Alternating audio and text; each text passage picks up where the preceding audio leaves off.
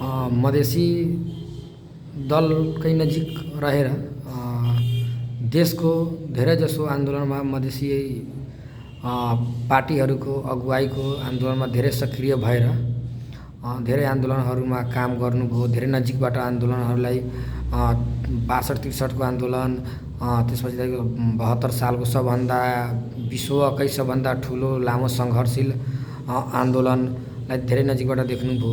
अनि अहिले चाहिँ तपाईँ विदेश अमेरिकातिर तपाईँ बस्दै हुनुहुन्छ, केही दिनका लागि नेपाल आउनुभएछ। अनि आए लाग्दै फेरि नेपालको राजनीतिक अवस्था लथालिङ अवस्थामा रहेकोले अब यो देशको भविष्य कुन दिशातिर गइरहेको छ, अनि चाहिँ अब आगामी जुन देशको बागडोर छ, आगामी जुन राजनीतिक क्षेत्रहरू छ, मधेसदेखि पहाडसम्म हिमालसम्मको, अब कस्तो राजनीतिक कर्मीहरूको हातमा जाँदा देशको उज्जवल भविष्य हुन्छ, नभए अन्धकारतिर जान्छ?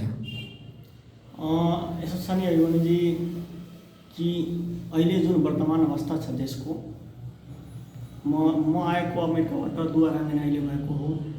जुन अहिले वर्तमान जुन अवस्था छ, सरकारले जुन केपी शर्मा, विशेष गरी केपी शर्मा ओलीजीले जुन विभिन्न कालखण्डमा विभिन्न निर्णयहरू गरे यो देशमा, र सबभन्दा घोर निन्दनीय निर्णय यसपालि जुन संसद विघटन जुन अलोकतान्त्रिक तरिकाले जुन संविधानमा कहीँ उल्लेख नै छैन, संविधानको विपरीत जुन निर्णय गरेको छ, मतलब यसले के दर्शाउँछ भन्दाखेरि कि यो संसारमा, यो विश्वमा अहिले पनि तनासाहरू जिन्दा रहेछ। तनासाको विरुद्धमा दुनियाँमा कई ठाउँमा आन्दोलनहरू भएको छ, कई ठाउँमा विद्रोहहरू भएको छ, र नेपालमै तनासाहरूको विरुद्धमा, शासक वर्गहरूको विरुद्धमा मैले 14-15 वर्ष सङ्घर्ष गरेको हो। मधेसी मुद्दा लिएर देशको समानता स्वतन्त्रको लागि लडेको हो। तर पनि दुर्भाग्य छ कि अहिले पनि तनासाहरू र शासक वर्गहरू नेपालको राजनीतिकमा जिन्दा रहेको छ। र यो कुरा यो देशको जुन माधवजी र प्रचण्डजी र ओलीजीको विवादले समग्र देशलाई तहस-नहस गर्न मिल्दैन। यो कम्युनिस्टहरूको सिद्धान्त पहिलादेखि नै थियो। तपाईहरूलाई याद होला, माधवजी पनि प्रधानमन्त्री बन्दा कुर्सी छोड्न रुचाएको थिएन, जबरजस्ती कुर्सी छोड्नु परेको थियो। अलिकति प्रचण्डजीलाई राम्रो भन्न सक्नुहुन्छ, प्रचण्डजीलाई राजीनामा दिन भनेको थियो, राजीनामा छिटै दिनुभयो उहाँ। तर माधव नेपालजी प्रधानमन्त्री हुँदा उहाँहरूले राजीनामा दिन खोजेको थिएन। आजको डेटमा जुन सरकार, जुन अहिले वर्तमान अन्तरिम सरकार छन्, भनिरहेछन् चुनावबाट डराएको। चुनावबाट अहिले सडकमा घुम्ने नेताहरू चुनावबाट डराइरहेछ। चुनावबाट मलाई लाग्छ कसैले डर्दैन। चुनावबाट घाटा भनेको आउने नेकपाहरूलाई नै हो। तर सवाल के छ भन्दाखेरि चुनाव गराउनु महत्त्वपूर्ण विषय होइन। देशमा लोकतन्त्रलाई जिन्दा राख्नु, विधिको शासनलाई जिन्दा राख्नु, संविधानलाई जिन्दा राख्नु नै महत्त्वपूर्ण विषय हो। संविधानलाई नै हत्या गरेर, लोकतन्त्रलाई नै हत्या गरेर चुनाव गराउनु, सधैँ सत्ता फेरबदल गरिराख्नु समग्र देशको हक हितको लागि होइन। कहिलेसम्म यो अस्थिर सरकारहरू बन्छन् र कहिलेसम्म यो देशको अवस्था यसरी रहन्छन्। देशबाट समानता स्वतन्त्रता आउनु पर्यो, देशमा समानता स्वतन्त्रता आउनु पर्यो, विभेद मुक्त हुनु पर्यो। जबसम्म विभेद मुक्त हुँदैनन् तबसम्म देश अगाडि बढ्दैनन्। जबसम्म देश अगाडि बढ्दैनन्, यी विभेदहरू जबसम्म बस्छन्, हाम्रो अध्यक्षजी, मतलब मैले गरेको विगतको राजनीति गरेको दलका अध्यक्षजी मान्य उपेन्द्र यादवजी सधैँ भन्नुहुन्छ कि जबसम्म समानता स्वतन्त्रता विभेद मुक्त हुँदैनन् तबसम्म देश समृद्ध र विकसित हुँदैनन्। र वास्तविकता त्यही हो। कहीँ पनि तपाईँ हेर्नुहोस् नि, दुनियाँको कहीँ पनि देशमा जहाँ विद्रोह भइरहेछ, जहाँ अहिले पनि लडाइँ चलिरहेछ, त्यो देशको अगाडि बढ्ने छैन। मैले भन्न खोजेको के हो भन्दाखेरि मानसिक रूपले विकसित हुनु पर्यो समाज। नेताहरू पनि मानसिक रूपले विकसित हुनु पर्यो र जनताहरूलाई नेताहरू जुन ठग्ने गर्छन् विभिन्न प्रलोभन दिएर, त्यो जनताहरूले पनि सोच्नु पर्ने हो कि यो गलत हो। समग्र देशको कुरा गर्नु नि, हामी के व्यक्तिगत स्वार्थमा लागेर, हामी नेताको पछाडि, कसैको पछाडि लागेर व्यक्तिगत स्वार्थको लागि राजनीति गर्नेहरू धेरै छन् नेपालमा। अहिले पनि म देखिरहेको छु र देखिँदैछु। व्यक्तिगत स्वार्थले तपाईँको एकछिनको लागि पुरा हुन सक्छ, तर समग्र देशको विकास हुँदैन। आज बाध्य भएर युवाहरू विदेश गइरहेछन्, दुनियाँ जहान मतलब बाध्य भएर नि आज किन विदेश जानुपर्ने हो? यदि आज अमेरिका नेपाल भएको भए म आज अमेरिकामा किन जान्थेँ? चाहे आज युवाहरू मलेसिया, कतार, दुबई विभिन्न खाडी मुलुकहरूमा गइरहेको छ भन्दाखेरि सरकारले रोजगार दिएको भए, सरकारले व्यवस्थापन गरेको भए आज विदेश जाने अवस्था हुन्थेन कसैले पनि। तर दुर्भाग्य छ, विदेश जानु मजबुरी छ, बाध्यता छ। मैले यो भन्न खोजेको होइन कि सरकारले चाह्यो भने गर्न सक्छ, तर सरकारले गर्ने नियतै छैन। नेपालमा व्यवस्था फेरियो तर व्यक्ति त्यही रह्यो। त्यही भएर आज नेपालको दुर्दशा छ। राजाको पालामा जति कल कारखानाहरू थिए, जति थियो, तिनीहरूलाई अहिले पनि व्यवस्थित गर्यो भने नि धेरै नेपालीले रोजगार हुन्छ, धेरै युवाहरू रोजगार हुन्छ। कसले आफ्नो बुवा आमा परिवार छोडेर बाहिर जाने अवस्था छ। तर यो सरकारको जुन वर्तमान अवस्था छ, यो सरकारले म त अहिले भन्न चाहन्छु मैले जुन सरकारको भन्छ नि, सरकारको अहिले चुनाव गराउने नियत नै होइन। केपी ओली कसरी म बाँचौँ, जेलसम्म प्रधानमन्त्रीको कुर्सीमा बाँचिरह्यो त्यो सोचिरहेछन्। बस त्यही हो अहिलेको अवस्था। अनि अहिले चाहिँ जुन किसिमले 81 2/3 सरकारका जुन अहिले प्रधानमन्त्री हुन्छ केपी शर्मा ओलीले आफ्नो व्यक्तिगत आन्तरिक र घरको विवादलाई लिएर देशको जनताले जुन हिसाबले उहाँलाई मत दिनुभयो त्यो 2/3 त्यसलाई अब सिधै उल्ट्याएर संविधानको उल्लङ्घन गरेर जुन संसद विघटन गर्नुभयो, त्यो विषय लिएर चाहिँ देश अहिले चाहिँ तपाईँको धेरै आन्दोलित भएको अवस्था छ। ठाउँ ठाउँमा विरोध भइरहेको छ, ठाउँ ठाउँमा आन्दोलन भइरहेको छ, विभिन्न किसिमको कार्यक्रमहरू विरोधसँग जोडिएको कार्यक्रमहरू भइरहेको छ। यो समयमा यस्तै अब यो नेपाल लगभग 1 वर्षदेखि कोरोनाले गर्दा पीडित देश रहेको, आर्थिक अवस्थाको चपेटमा, अनि यसैमा चाहिँ संसद विघटन गरेर केपी ओलीले एकलौटी ढङ्गले वैशाख 17 र 27 गते जुन घोषणा गरेको छ चुनाव गराउनको लागि, यसबाट चाहिँ अब आउने भविष्यका युवा पुस्ताहरू, तपाईँहरू जस्तो युवा राजनीतिक कर्मीहरूलाई कस्तो किसिमको असर पर्छ यसबाट? उहाँहरूले के ठाउँ पाउन सक्छ त देशको राजनीतिमा? सबभन्दा पहिला म भन्न चाहन्छु भन्दाखेरि कि जुन प्रकारले यो देशमा आज देश नै आन्दोलित भएका छन्, विभिन्न पार्टीका नेताहरू खुद भन्दाखेरि आफ्नै पार्टीका केपी ओलीका आफ्नै पार्टीका नेताहरू सडकमा छन्। जुन प्रकारले सडकमा छन्, तपाईँ हेर्न चाहनुहुन्छ, तपाईँलाई थाहा होला कि जब मधेस विद्रोह हुँदा 6 महिना मधेसी जनता लाखौँ लाख लोग सडकमा, करोडौँ लोग सडकमा थिए। केपी ओली जस्तो व्यक्तिलाई फर्कै परेन। किन पर्दैनन् भन्ने मैले आजसम्म मलाई थाहा लागेन। नेता भनेको जनताको लागि हो। जनतालाई हत्या गरेर राजनीतिक हुन्छ र सत्ता कब्जा हुन्छ र आजको युगमा, तर नेपालमा छ अहिले पनि त्यही तनासाहरू। मैले तपाईँलाई भने त्यति बेला पनि कि तनासाहरू दुनियाँबाट समाप्त हुँदै गए, तर नेपालमा अहिले पनि तनासा जिन्दै छ। त्यो तनासाहरू जबसम्म अन्त हुँदैनन्, व्यवस्थाहरू सुदृढीकरण हुँदैनन्, संविधानमा त्रुटिहरू संशोधन हुँदैनन्, जबसम्म समग्र नेपालीहरूको सम्मान गर्ने संविधान हुँदैनन्, मान्ने संविधान हुँदैनन्, तबसम्म देशमा यो अवस्था रहिरहन्छ। र यो कुरा आन्दोलनको यो सरकार केपी ओली भन्ने व्यक्ति जुन छ नि, हाम्रो देशको अहिले प्रधानमन्त्रीजी हुनुहुन्छ, उहाँलाई आन्दोलन कसले के गर्छ, कति महिना गर्छ त फरक पर्नेवाला अवस्था मैले देखेको छैन। सबभन्दा पहिला कुरा हो केपी ओलीजीको चुनाव गराउने नियतै छैन।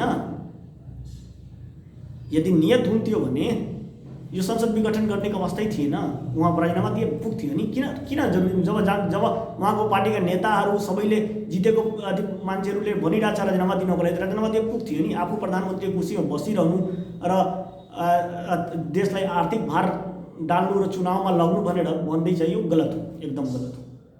अनि के यो समय तोकेकै समयमा चुनाव हुन्छ र मैले भन्न के खोजेको थिएँ भने युवाहरूले के चुनाव हुन्छ भने अबको राजनीतिमा ठाउँ पाउँछ त विभिन्न पार्टीका युवाहरूले आफ्ना पार्टीमा? अब यसलाई म तपाईँले भन्न चाहन्छु भन्दाखेरि कि जुनसुकै पार्टीमा युवा 2 प्रकारका छन्। एक राजनीति गर्ने युवाहरू छन्,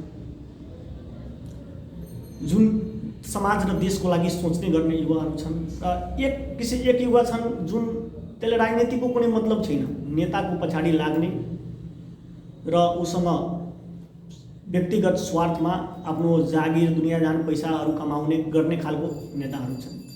फरक यही छ। फेरि अपर्च्युनिटी मौका पायो भने त्यो राजनीति गर्ने युवाले मौका पाउँदैनन्। पाउने भनेको त्यही युवाहरू छन् जसले भोलि जुन नेताको अगाडि पछाडि घुम्ने गर्छन्, पैसा कमाउने गर्छन् त्यही नेता त्यही युवाहरू पाउने अपर्च्युनिटी नेपालमा सबभन्दा दुर्भाग्य हो। जुनसुकै पार्टीको म कुरा गर्छु, म अहिले कुनै राजनीतिक दलमा होइन, यथार्थ हो। म थिएँ र म अहिले पनि मेरो लगाव चाहिँ जनता समाजवादी पार्टीसँग छ। किन भन्दाखेरि मैले आन्दोलन गरेको हो, 14-15 वर्ष मैले सङ्घर्ष गरेको हो र मैले पनि विद्यार्थी राजनीति गरेको। यहाँ 14-15 वर्ष म आफै रौतहटको 1 दशक अध्यक्ष पनि बसेँ, प्रदेश नम्बर 2 को महासचिव पनि बसेँ, प्रहलाद समितिको अध्यक्ष पनि बसेँ, केन्द्रीय सचिवालय सदस्य पनि बसेँ। मैले देखेको अवस्था भन्दैछु, नेपालको विभिन्न पार्टीहरूमा नेताको हाली मुहाली गर्ने युवाहरू नै लाई अवसरहरू पाउने गरेका देखेको मैले। अब चाहिँ आन्दोलन गर्दाखेरि जुन आन्दोलन भइरहेको अवस्था छ विभिन्न पार्टीहरूद्वारा, अब यसमा के युवाहरू अब सबभन्दा बढी 2 नम्बर प्रदेशमा मधेस केन्द्रित नेताहरू छन्, मधेसी दलका सरकार पनि रहेको छन्। अब के अब विगतकै आन्दोलन जस्तै यस आन्दोलनमा पनि मधेसी युवाहरूले मधेसी पार्टीहरूलाई सहयोग गर्छ यतातिरको 2 नम्बर प्रदेशका युवाहरूले? अब हेर्नुहोस्, म तपाईँले पनि भन्छु, जो देशमा वैकल्पिक शक्ति भनेको, म कुनै राजनीतिक दलको होइन अहिले, तर वैकल्पिक शक्ति भनेको जनता समाजवादी पार्टी नै हो। किन भन्दाखेरि आजसम्म यो देशमा सङ्घीय लोकतान्त्रिक गणतन्त्र आयो, विभिन्न मुद्दाहरूलाई आज यो जनताको माध्यमबाट संविधान बन्यो, विभिन्न मुद्दाहरू स्थापना भयो, विभिन्न कार्यहरू भइरहेको छ।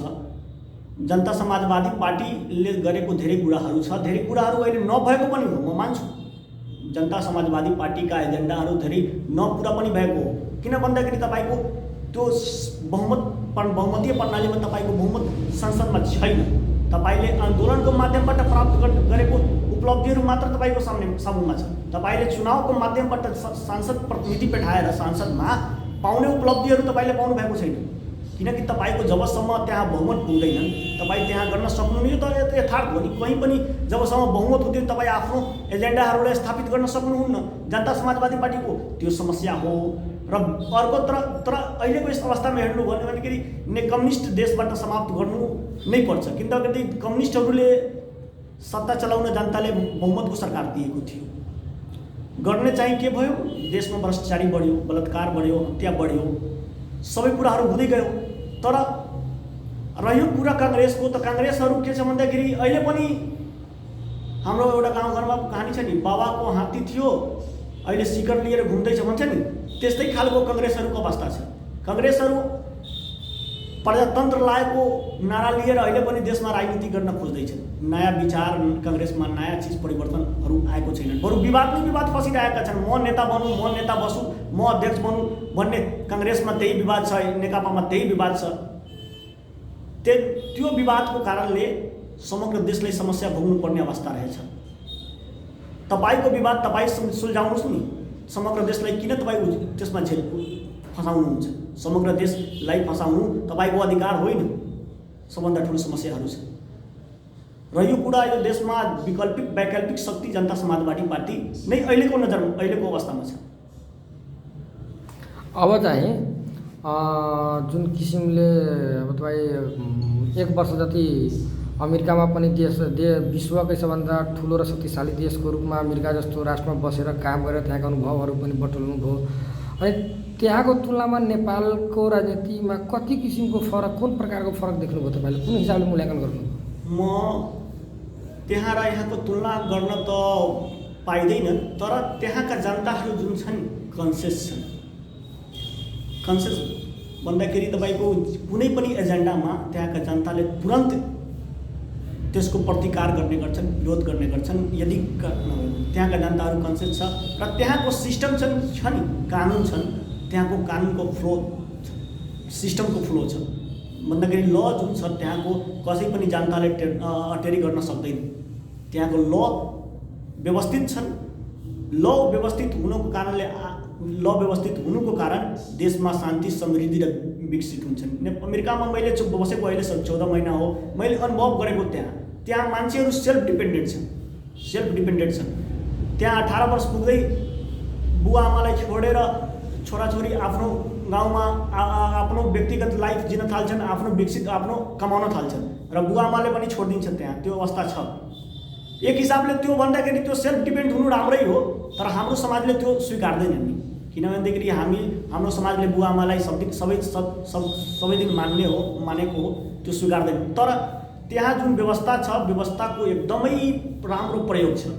अब अर्को कुरा गर्नुहुन्छ भने त्यहाँ त सरकारले लकडाउन कोरोनामा सरकारले पेन्डेमिक अनइम्प्लोइमेन्ट एसिस्टेन्टहरू पास गरेका थिए, अनइम्प्लोइमेन्टको पोजिसनहरू पास गरेका थिए, जुन नेपालले अहिले 20 वर्ष 50 वर्ष सोच्नै सक्दैनन् मान्छेहरूले।